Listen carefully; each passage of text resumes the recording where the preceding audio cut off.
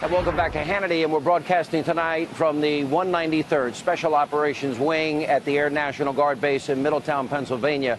Now, WikiLeaks founder Julian Assange is saying that he has proof that the Russians did not give him the DNC emails. Well, I asked President Trump if he's willing to listen to what evidence Assange has. Let's take a look. I have identified, and I've even talked to this audience, I've never seen any one person face as much in terms of attacks as you have. You have a media that's hostile, you have Democrats that are hostile, you have Republicans that are hostile, a lot of deep state that has been leaking on you. And one of the things that has come up almost throughout your whole presidency is this Russia, Russia, Russia, Russia obsession. Here's my question. I interviewed Julian Assange 5 times. I've talked to him other times. He has said it's not Russia. There was no collusion. They didn't come. The DNC emails did not come from them. Congressman Dana Rohrabacher met with him, and he says he has proof positive evidence that would show the Trump campaign never colluded with Russia.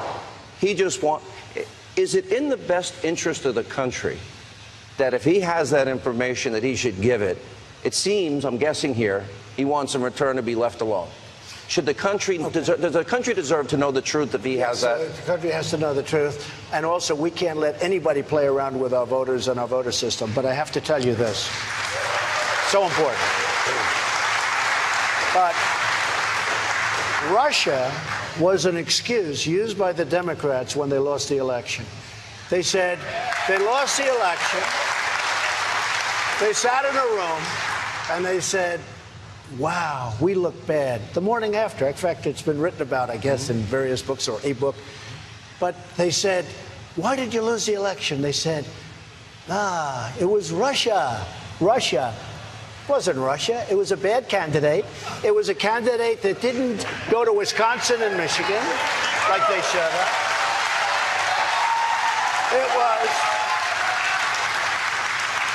It was a candidate that spent tremendously more money than I did, as you know, more than double, and didn't do well in Pennsylvania, this great state, didn't do well in Florida, didn't do well in North Carolina or South Carolina. I mean, lost Wisconsin for the first time in decades, lost Michigan. Now, with all of that being said, bad candidate, but they said Russia. Then they say, and it was Trump that colluded with Russia. I'm saying, I did? So look, here's the story, and I think it's so important. This was an excuse by the Democrats, and people got carried away. This was a terrible, and it's very bad for our country what's happened, because I don't deal with Russia during this campaign. Forget it. Forget it. This was an excuse that was used by the Democrats. It was an excuse for losing an election that, frankly, they should have won, because winning the Electoral College is so easy for a Democrat. You have to, they start off with 3 major states, and to win the Electoral College for a Democrat, it's almost like a given. That's why people said, you cannot get to 270. Well, we got to 306, okay, because we won a lot of additional states. We won a lot of it. But I thought it was very sad when I saw this, because they're using excuses. And, you know, one other thing I have to say. The Electoral College I never appreciated. I would rather have a popular vote. For me, it's easier because you go to different states. For me, the popular vote is easier. But the one thing about the Electoral College, it takes you around to states that you would not go to otherwise. So it's been a great thing. But I say this. We had an unbelievable, unprecedented election. I'm so proud of my people. I'm so proud of you. You know, I did this show when a lot of people said, well, I did it a lot. Yeah. A lot of people, I guess people are watching. It's only the second one that since you've been president, but I'm glad to have you. No, but a lot of people, that's right. Maybe we won't do it anymore with him, right? Well, hey. Well, come on, help me out here. We don't need it so much. But I will say this. I will say this. You have been so great, and I'm very proud of you. And, you know, I'm a ratings person. You notice I always thought, okay, has anyone seen his rating? What you are doing to your competition is incredible. Number one, and I'm very proud of you. And it's an honor to be on your show. I have to tell you that, Joe. Mr. President, I remember one time we had an early conversation, and I'm going to end the interview on this. And this is how I've always felt. You said, well, you know, I have all these things, and maybe you want to play golf on my course one day. You said this long before, we were friends before you ever ran for office. Right. And then when you ran, I just said, I only want one thing. Help our country. Sure. Let's help the forgotten men and women. Let's keep this country safe. Sure. And I think that's our prayer for you and the country. Thank you, sir. Appreciate it very much. The President of the United States. And also tonight, before President Trump's speech, I had a chance to speak to the crowd and ask them what they think about the Trump administration, Congress, the liberal media, and so much more. Watch this. Have you met the president? I've met the president at a couple of rallies, sure. How do you feel the job he's doing, Congress is doing, and the media? Well, first of all, the media we're not even going to talk about because it's a waste of time because they don't report anything fairly. In terms of the job that the president's doing, Congress needs to get on board and realize Donald Trump, love him or hate him, he is what America picked. So if Congress wants to be reelected in 2018, they should think about what the people voted for in November of 2016. So how is the president doing? Great. Great. Excellent. Excellent. Excellent. How is the Congress doing? Terrible. Terrible. Terrible. How's the president doing? He's doing a fantastic job so far, I think. Congress? Not so fantastic, but, you know, I have hope that we can turn it around. What do you think of the news media? Well, I mean, you guys are fabulous, but CNN is fake news. What do you think of CNN? ABC? No. NBC? No. CBS? No. MSNBC? No. How's the president doing? I think he's doing an absolutely phenomenal job. Yeah? What do you think of Congress? I think Congress is being, I feel like they're playing the politics of everything. I think each and every congressman got to understand that, look, we got to do what's right for the country. And listen, I really... Come together. Yes, and I really think that if Congress can come together and say, look, you know, we're working towards the better of everybody, of all Americans, I think it'll be phenomenal. But what about, how do you feel about the news media? I think a lot of the news media is fake, except Hannity. You know, we loved Hannity. That's a promo. I want this promo. How's the president doing? Wonderful. I feel better every day. What about Congress? What about them? Drain the swamp. Hi, sweetheart. What's your name? Sayla. Now, can you stand back and show everybody your beautiful dress? Look at that. You got a Donald Trump dress. Do you like it? I love it. How old are you? I'm 10. And you like the president? I love him. You love him. Why? Because he does good things for our country. How's the president doing? fantastic. Doing Good. business. How is the Congress doing? Not good. I'm president of the Pennsylvania Motor Truck Association. God bless you for what you do. I heard. Thank you. So how's business? Business is very good. We're here to support the president and his tax plan. Certainly reduce corporate and individual tax rates are going to help our industry. Yeah. It worked for Reagan. It worked for Kennedy. Why wouldn't it work now, right? Absolutely. It's going to enable... Is Congress going to get this done? I hope so. I'm cautiously... Optimistic. Yeah. How do you feel the news media treats the president? Horrible. Absolutely Horrible.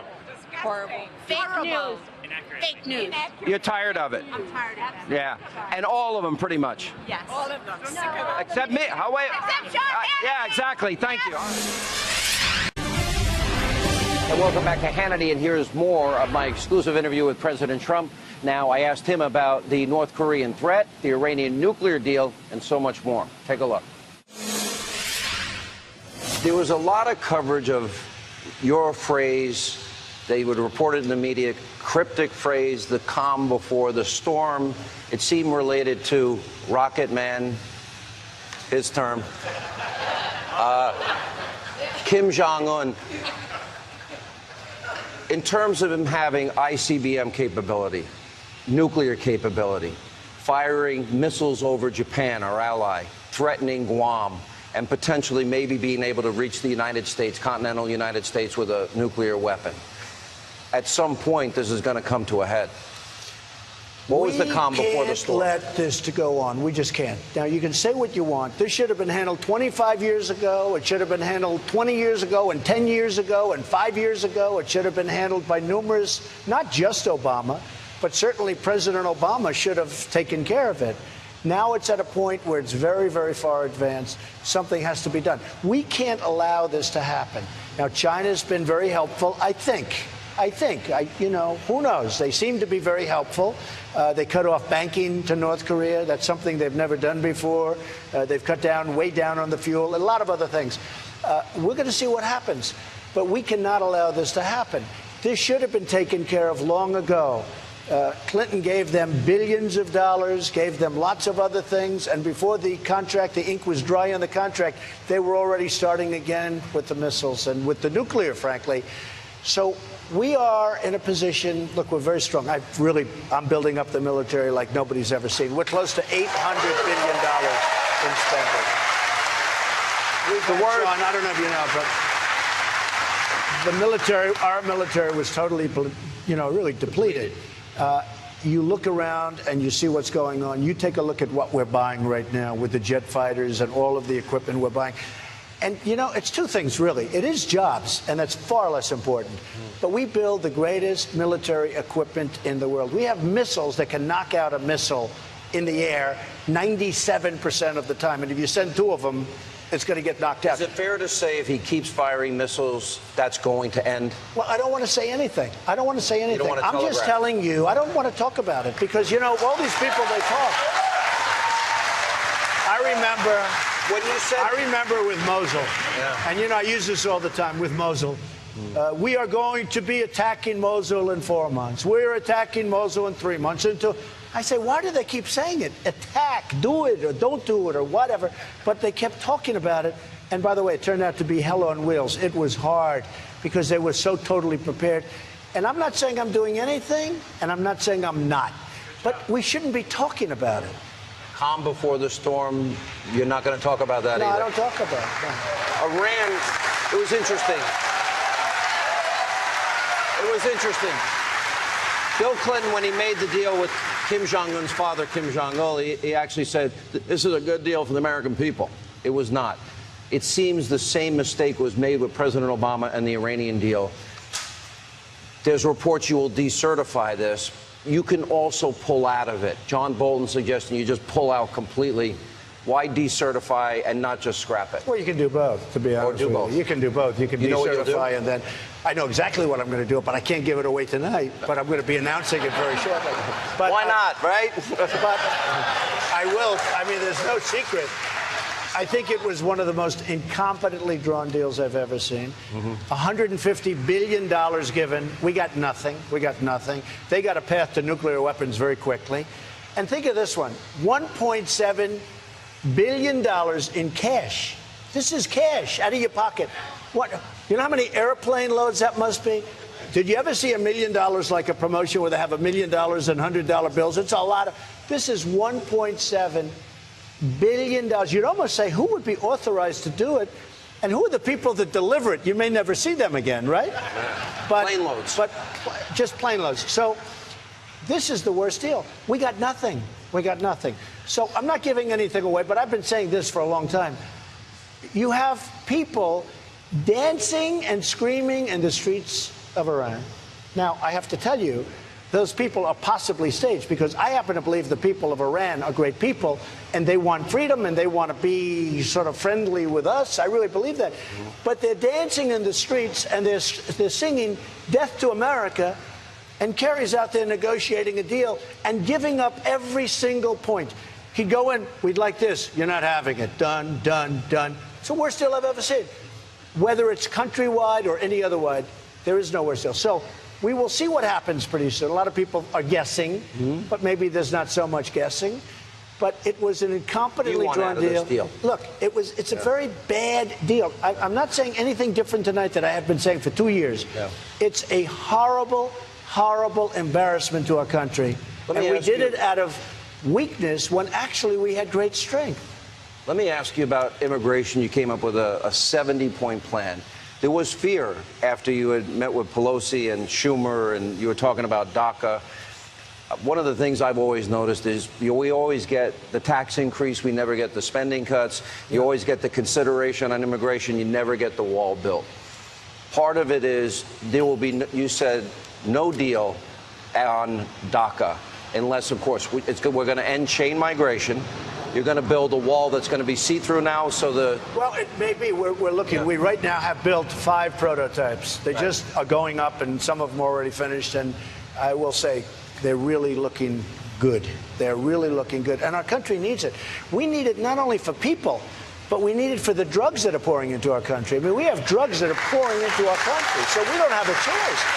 And you can say what you want. Yeah. I was with Bibi Netanyahu of Israel, and he was saying, Donald, the wall works. Believe me. They had an open border that was like a sieve. People just poured in. He said 99.9% of the people now, it's stopped. Nobody gets in. Nobody gets in. The wall has to be built. It has to be built. A properly built, constructed, designed wall, high, not a little fence like they'd have. They had walls that were so low trucks would drive over them. It was easier to drive over it than to take it down. Can you believe it? Okay. So no amnesty. No, the wall, no amnesty. No amnesty. No chain migration. Chain migration is one of the disasters. You allow one person in, and that one person brings in 10 or 12 people. No DACA.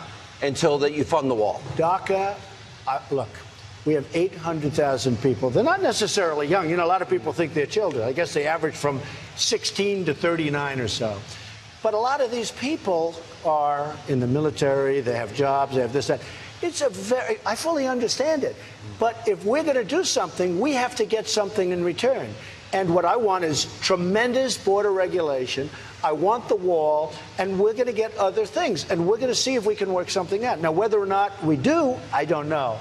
But it would be wonderful to solve the DACA problem. And by the way, even my most conservative, hardline friends in the Republican Party would really like to be able to solve 800,000 people. And honestly, these people went through a lot because most of them went through our system. Many of them don't speak the language of their country because they've never been to their country. So we are going to try and solve that. But if we're going to solve that, we want a wall and we want great border security. And welcome back to Hannity. Now, earlier today, I interviewed President Trump at the 193rd Special Operations Wing at the Air National Guard Base in Middletown, Pennsylvania. Now, here's part 2 of that exclusive interview. Take a look. A lot of people, I was surprised watching all last year with Colin Kaepernick. Guy praised a murdering thug dictator. He had socks that depicted cops as pigs. And other issues. He actually donated to a charity that actually supported a cop killer. And then we saw the NFL. And you took it on, it appears, based on the letter that Roger Goodell put out yesterday, that Donald Trump initiated a debate over standing for the flag and our anthem and those that fought, bled, and died, and looks like you won.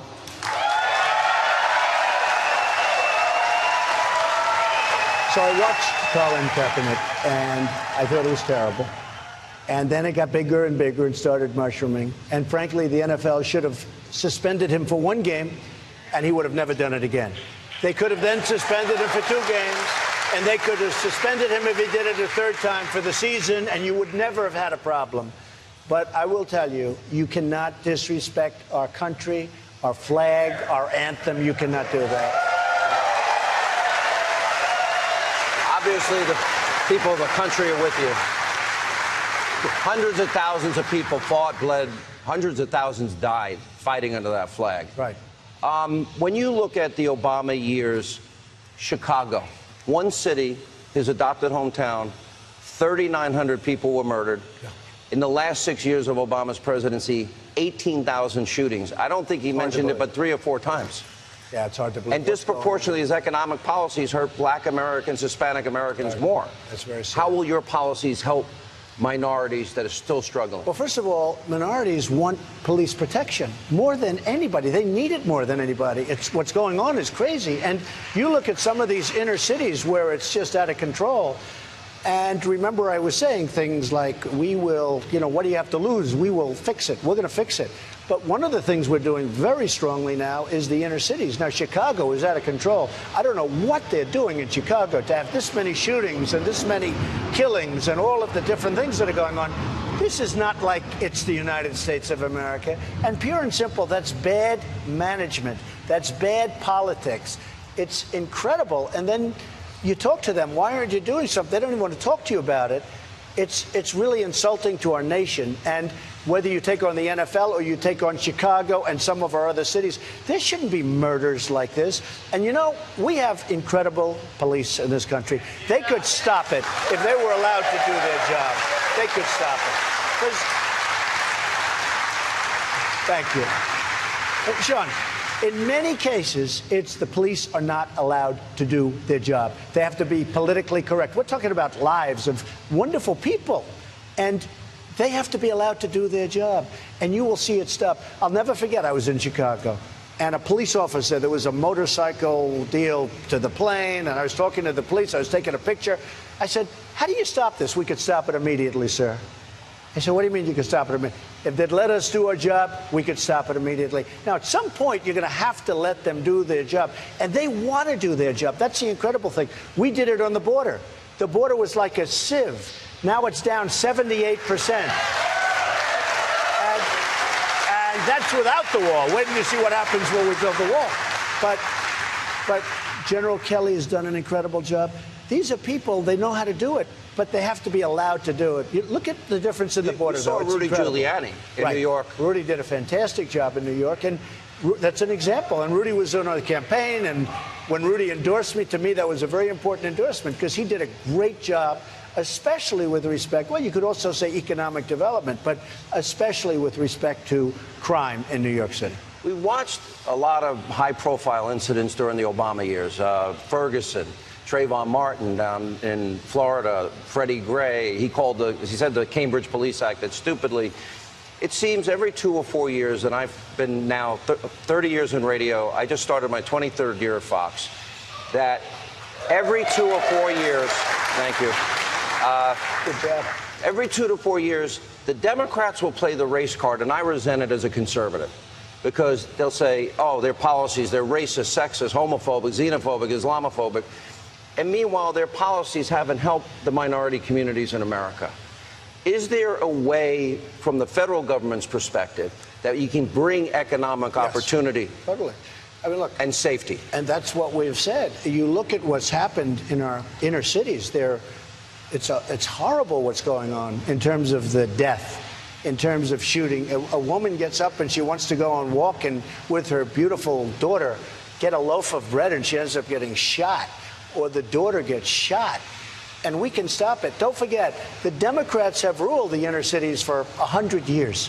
This is their rule. Very rarely do you have a Republican there, but this is their rule. That can be turned around. We can do so many things, but the Democrats have truly ruled.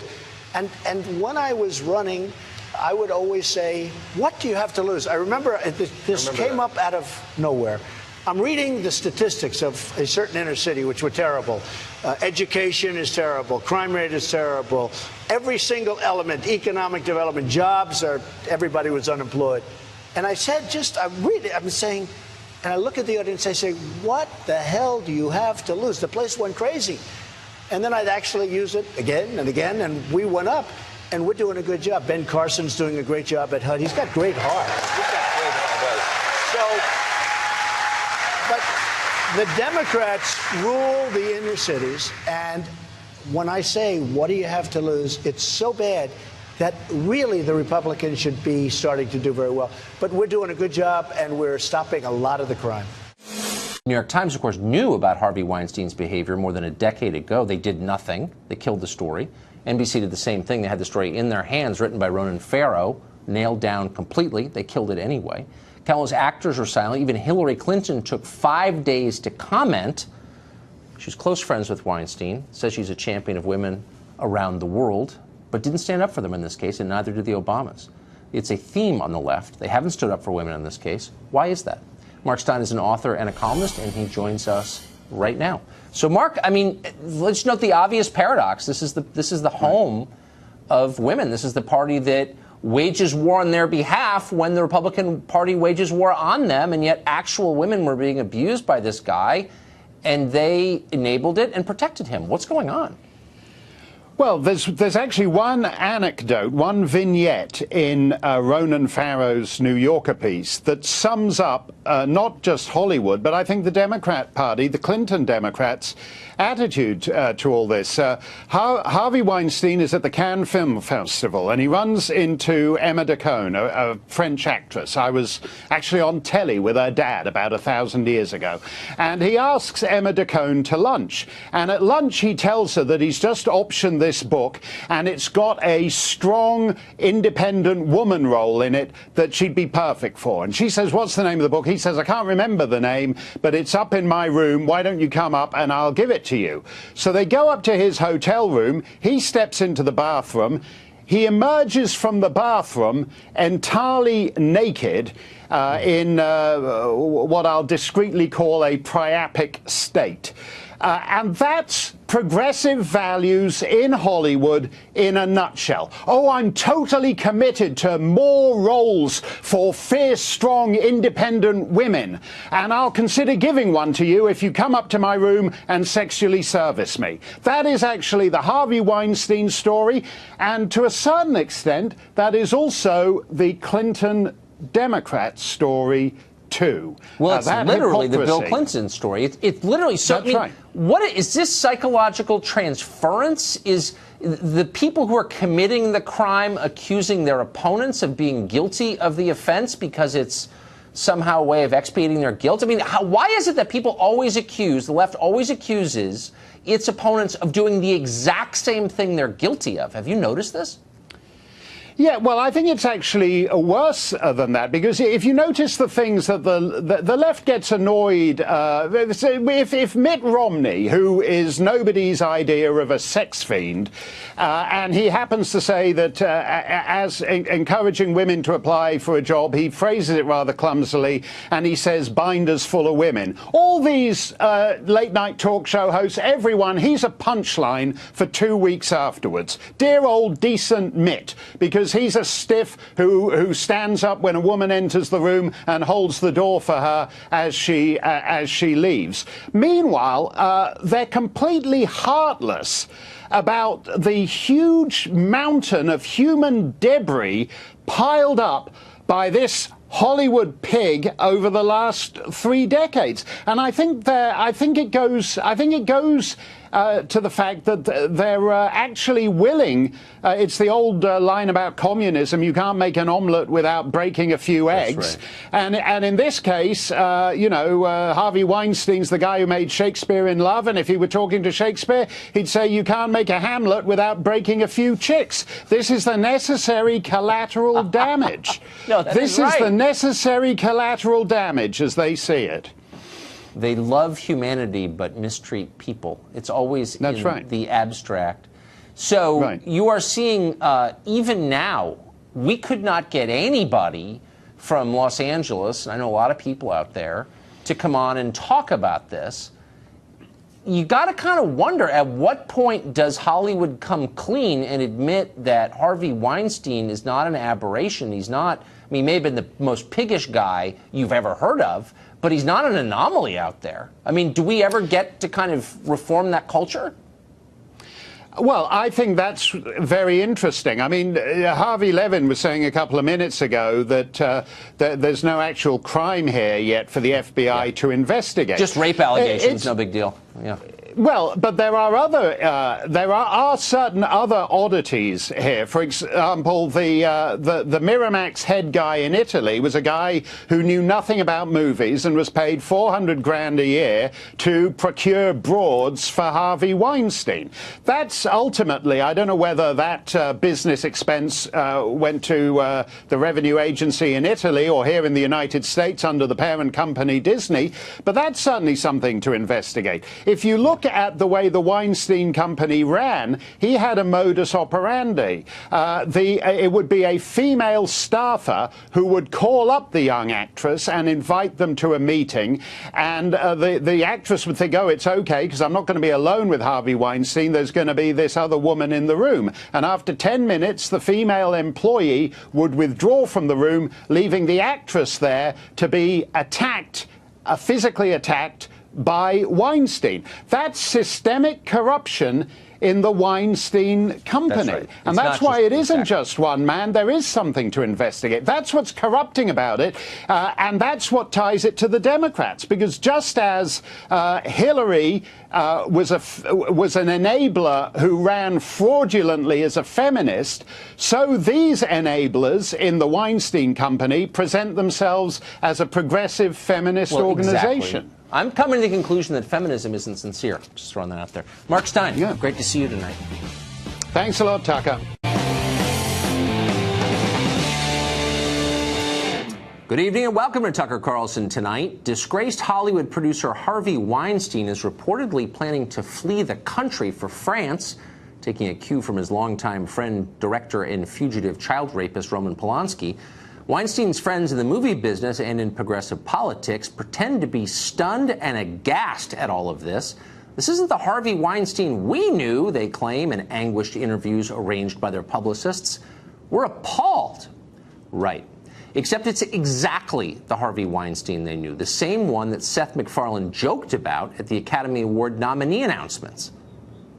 Congratulations, you 5 ladies no longer have to pretend to be attracted to Harvey Weinstein. When they mock your lechery from the stage at one of the highest-rated shows on television, it's not a secret, and indeed it wasn't. MacFarlane now says he heard about Weinstein's harassment from one of his many victims at the time. MacFarlane knew, so did everyone else. They're all lying about it. Who specifically is lying? Here's a partial list. Pretty much every A-list actor who once worked for Harvey Weinstein. Most of them are now saying how shocked they are. Please. They all knew. A couple of them called the New York Times in 2004 on Weinstein's behalf to stop an expose on his sexual harassment. They didn't know the truth then? Come on, of course they did. That's why they killed the story. NBC News. They had this story months ago, but they didn't run it. Ronan Farrow, a former MSNBC anchor, originally did the investigation for NBC News, but they refused to air it. So he took it to the New Yorker magazine, which published the blockbuster yesterday. NBC News president Noah Oppenheim now says Farrow just didn't have it nailed down. That's absurd. Farrow had videotaped testimony from 8 separate women, according to the Daily Beast, plus the New York Police Department audio tape of Harvey Weinstein confessing. If that's not a solid news story, nothing is. And yet NBC cravenly caved to pressure and killed the piece. They ought to be ashamed. Keep in mind, this is the same company that secretly gave the Billy Bush Access Hollywood tape to the Washington Post during the last campaign, almost a year ago. They're a political shop, not a news organization. They ought to stop pretending otherwise. And then there's Manhattan District Attorney Cy Vance. He clearly had enough evidence years ago to prosecute Harvey Weinstein for groping a model, including that videotape confession. Instead, he let Weinstein go. Shortly after, Harvey Weinstein's lawyer sent Cy Vance a $10,000 donation. Coincidence? Right. And what about Tina Brown? In the late 1990s, Brown left the New Yorker magazine to partner with Weinstein on a magazine called Talk. Brown conceded yesterday there were whispers about Weinstein's behavior. She admits she saw Weinstein routinely give favorable treatment to beautiful women he was cultivating. She saw him quash negative articles about himself by leaking information about other stars. Yet despite all of that, Brown tells us, nobody really knew for sure. Oh, come on. I worked for Talk magazine at the time. Trust me, Tina Brown knew. She was Weinstein's business partner for 2 years and a famously perceptive person. And yet until now, she's never mentioned any of it. And it's not like she hasn't had the chance. For the past 7 years, Tina Brown has run the Women in the World Summit, which brings together socially conscious feminists like Hillary Clinton and Meryl Streep to discuss the challenges women face worldwide. A single word from Brown at any of these conferences might have saved a lot of women a lot of pain at the hands of Harvey Weinstein. But Tina Brown didn't say a word, nor did Hillary Clinton nor Meryl Streep, both longtime friends of Harvey Weinstein's. We could go on and on. Hollywood protected and legitimized Harvey Weinstein with the active help of Democratic Party luminaries like Barack and Michelle Obama.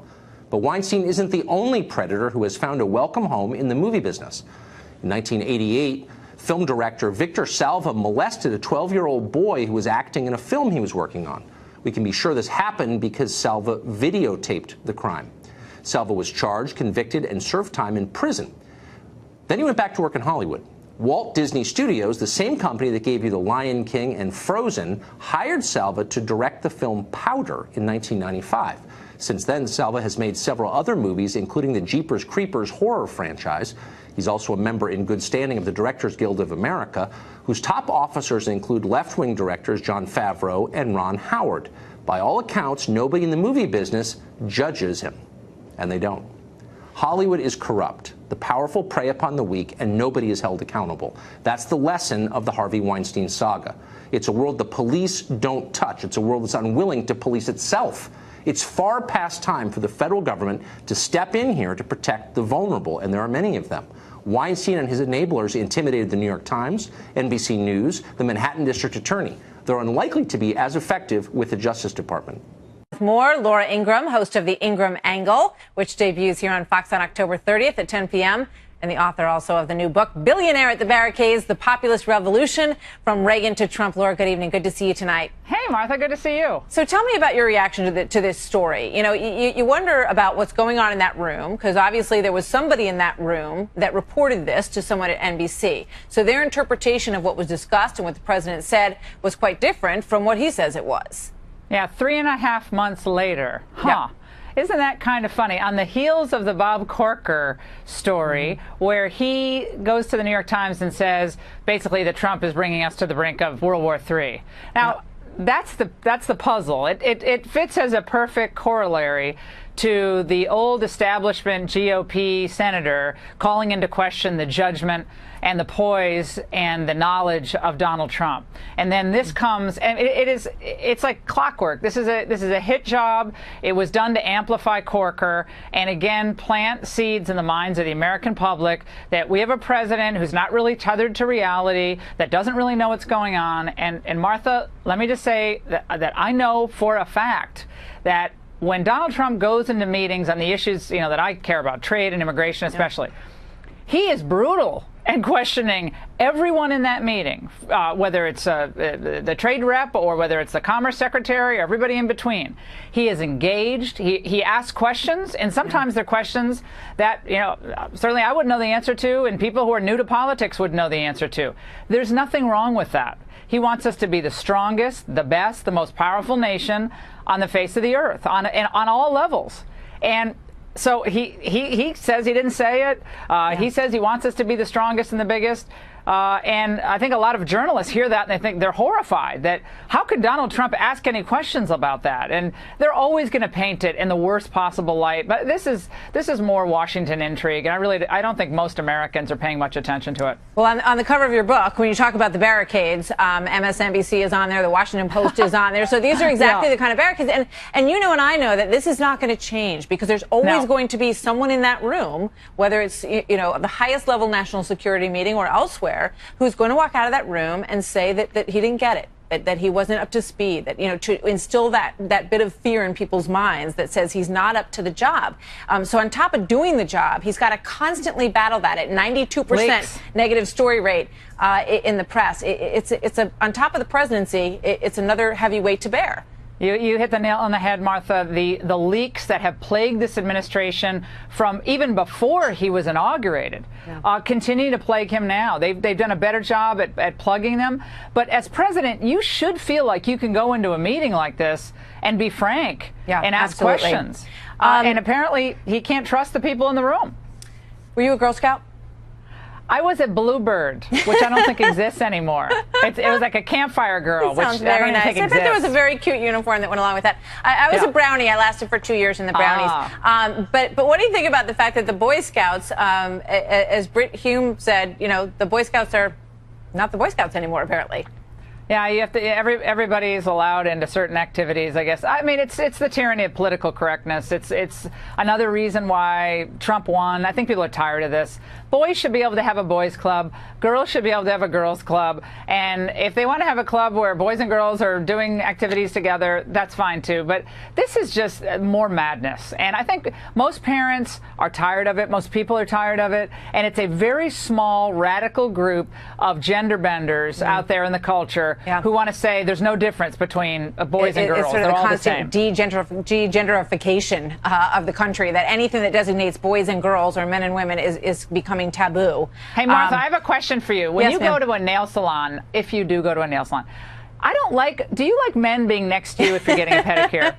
I don't like that. I don't really like men that care that much about their, to that detail about their appearance personally. I'm like, really? Thank you. You're really here to get your fingernails done? Thank you. I don't like going there myself anyway, but, We want a zone of privacy for beautification. Okay, Absolutely. go to your other places. We don't want to see your hairy feet.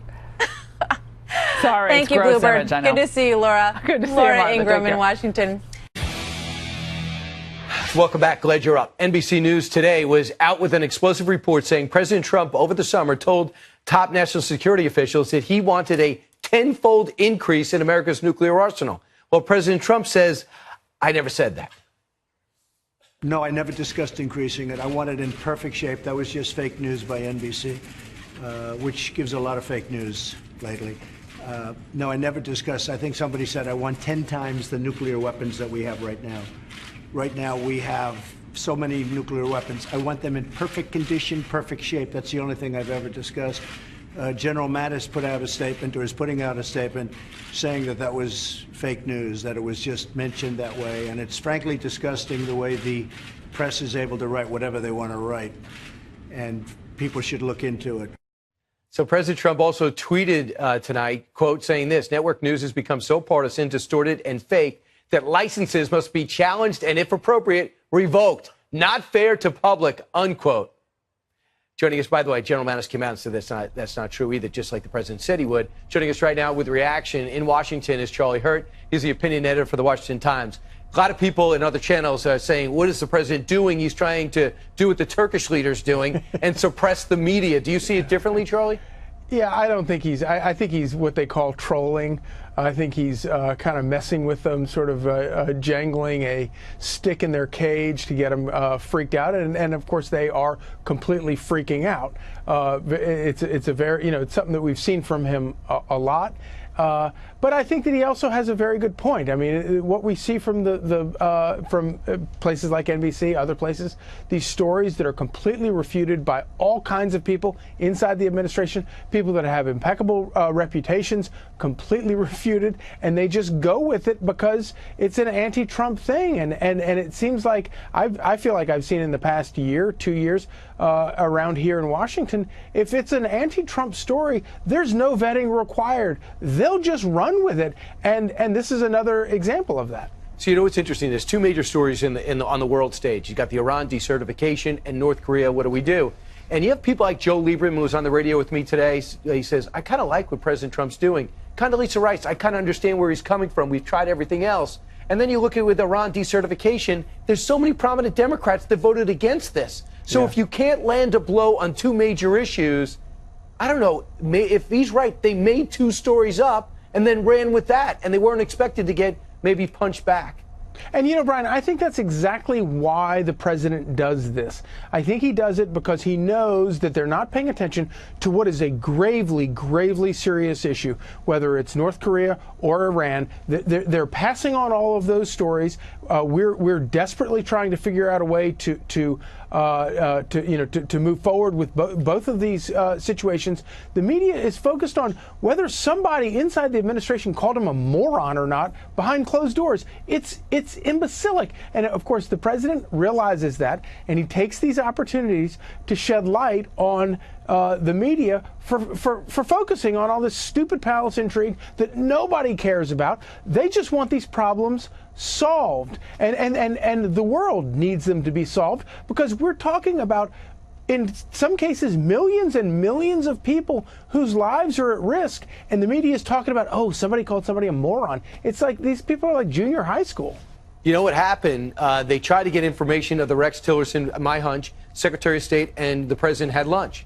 And I think they got along, and they agreed on a way forward because the president's got a consequential trip to China. And because they got along, they decide to focus on his one statement where if he did call me a moron, I'd like to challenge him to an IQ test, which I thought was hysterical. So I flipped the channels, and they're taking him literally. Is the president really think he's got a higher IQ than Rex Tillerson? Yeah. And I even asked Heather Nauert about Rex Tillerson's IQ. It's unbelievable what's going on right now. It's a key, one of the earliest symptoms of Donald Trump derangement syndrome. Right. Is that you lose your sense of humor. And these people in Washington have all lost their sense of humor. And Donald Trump can say the funniest thing, and all of America is like knee slapping, bent over laughing, and all the media is like, oh, it's so astonishing. He said something about an IQ test, and they're freaking out. Right. And I think that helps. I really do think that those, inside politics, people view that as a distraction. It's a distraction from his message. Maybe so, but I think he uses that to his advantage in kind of brilliant ways. Charlie, I've really enjoyed our time together. Have you? Yes, always, Brian. All right. Charlie Hurt, thanks so much from Washington.